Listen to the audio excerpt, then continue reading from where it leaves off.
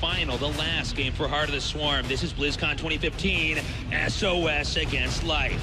Introducing our players over here in the upper left, in the blue, he is SOS!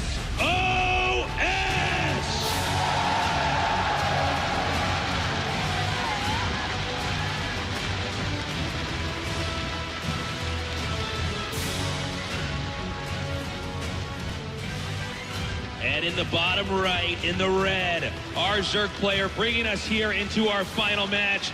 Make some noise for Life!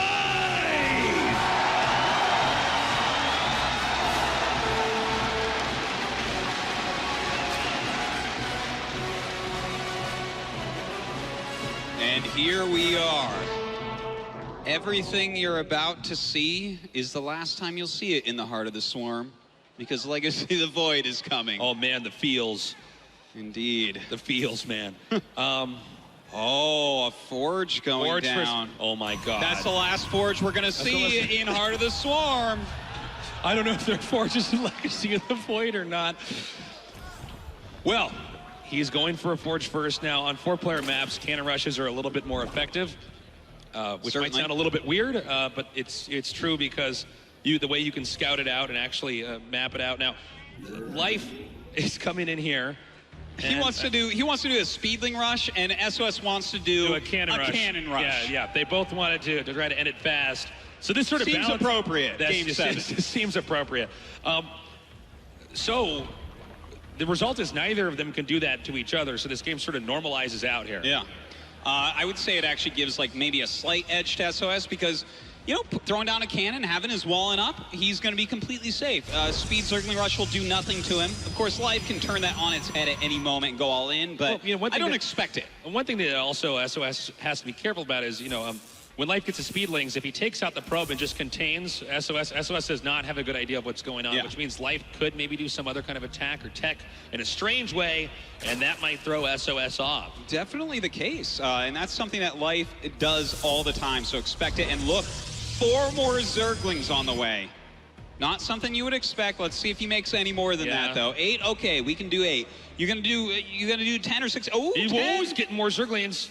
This is kind of crazy. This is not what you're exactly. He's mining gas again. Oh my God! Nest. Are you serious? He's gonna try to end it.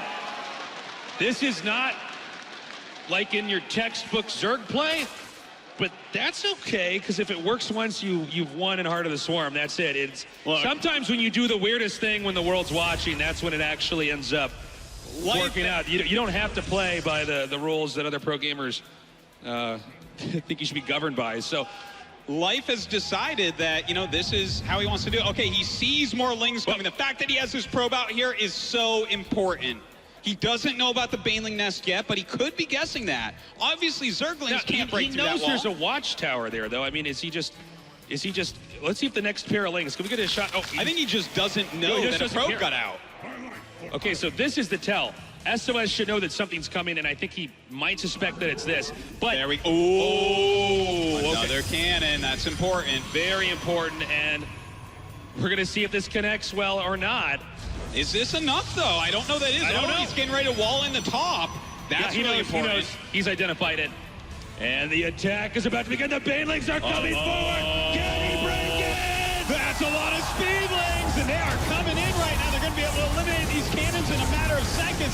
We do have the Mothership Core on top. Another Baneling coming in as well, and that cannon will fall. And the Baneling connects. He does manage to breach the expansion. However, SOS has walled off into the access to his main. The Mothership Core is still down here, able to do damage. The Sentry isolated, nice force field there, but the Sentry does go down. Looks like right now he is trying to get a cannon down here. He doesn't want to lose the low ground. If he loses it, it becomes much harder to hold. Another force field, making that Sentry try to protect this cannon, but I don't think that'll be enough. He's going to lose the gateway at the entrance. He'll lose that. He'll end up losing the Forge as well, and the Cybernetic Core, which means SOS essentially has nothing but paperweights blocking his entrance. Let's see what is going to happen next. He's going after this Nexus, rallying more and more Zerglings down, and just the Mothership Core is here to defend.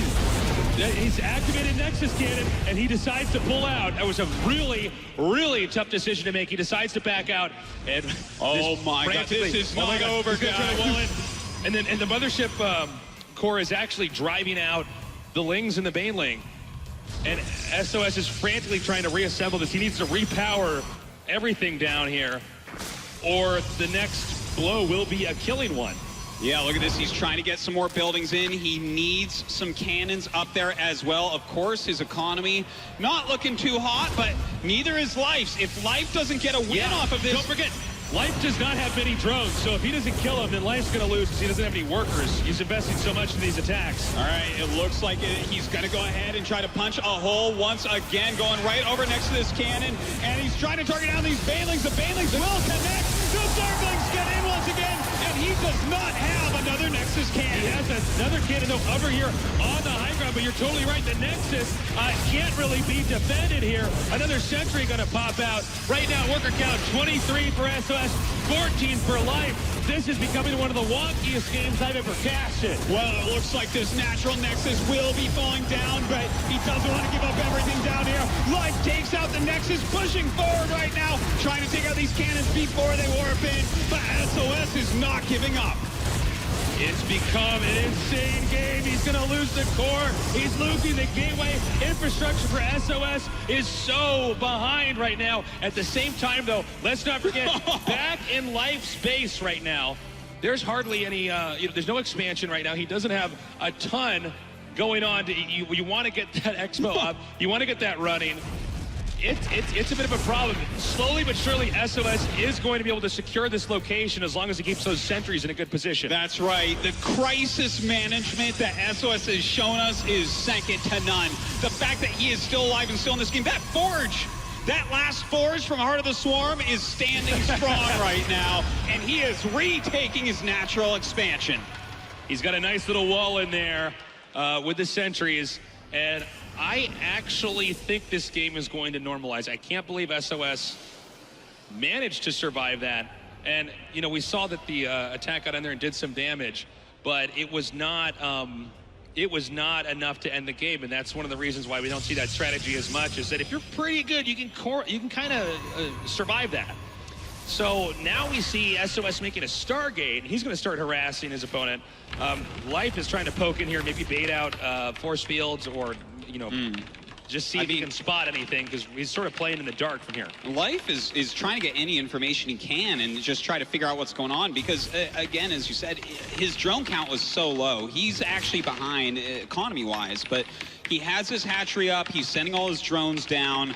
This is really going to help him out. But if this Oracle that SOS is making gets down there and does some damage, I don't know how Life will recover.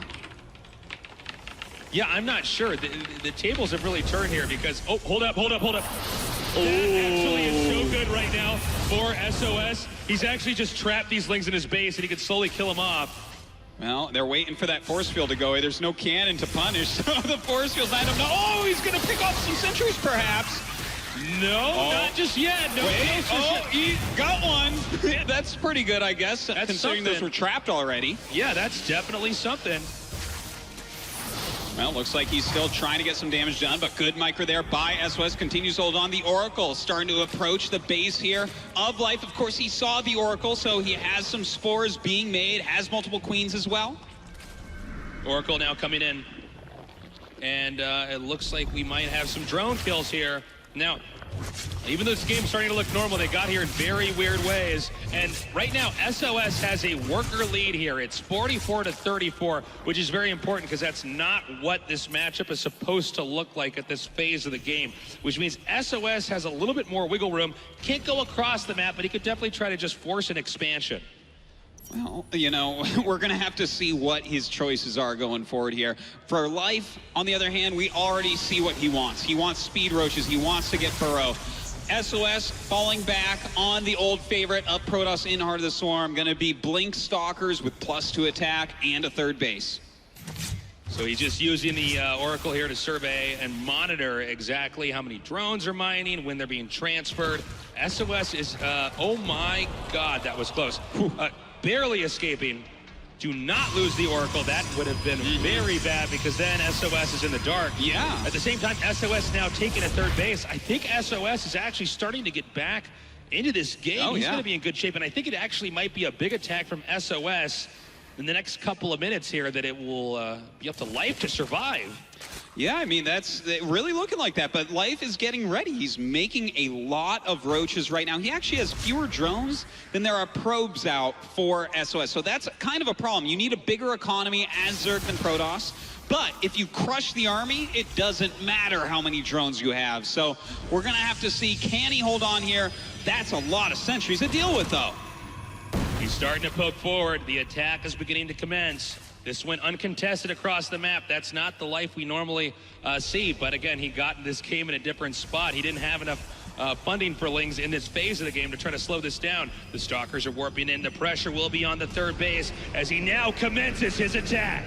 All right now, Life pulling back, trying to get a good defense going, spreading out his roaches. He knows he's going to need a nice big flank here. Might be going for a counterattack there as well. And here it comes. +2 and Blink is finished. Detection is up. A lot of sentries as well. Life right now pulling back his roaches. Can he hold on? SOS is beginning to push forward. The roaches not quite in sync. The ones in the back not connecting at the same time as the ones in the front. SOS back and forth, picking his engagements wisely. It looks like he'll continue to push up into the third base. Nice moves by Life. He's trying to pick off the pylon here, if at all possible. Nice force fields going down, picking off a lot of roaches. And it looks like this third base's life is forfeit. Definitely SOS should be able to pick it off. SOS, though, picking his fights wisely. He wants to make absolutely sure he does not overextend.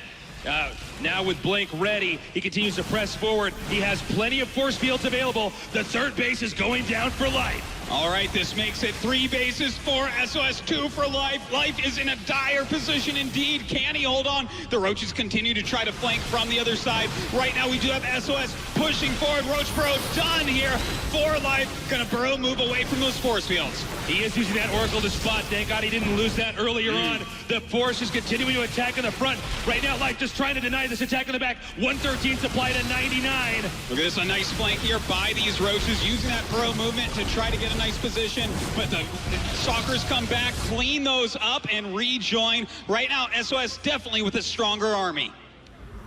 SOS pushing forward now. He is closing in on the final base. Life looks like he's in a lot of trouble. He's going to go to try for possibly one more final flank, but it looks like SOS has managed to turn this game around from a near-death Baneling bust into a closing killing attack. Well, here we go. Burrow moving forward from Life, getting on top of those sentries, picking up the sentries oh so quickly, but there's a lot of Blink Stalkers to deal with. Is there enough damage here from Life to eliminate all of these Blink Stalkers? Some nice blinking back by SOS, eliminating the Roaches, and it looks like SOS should be taking this game. In the last moment when he ran out of room, he did it!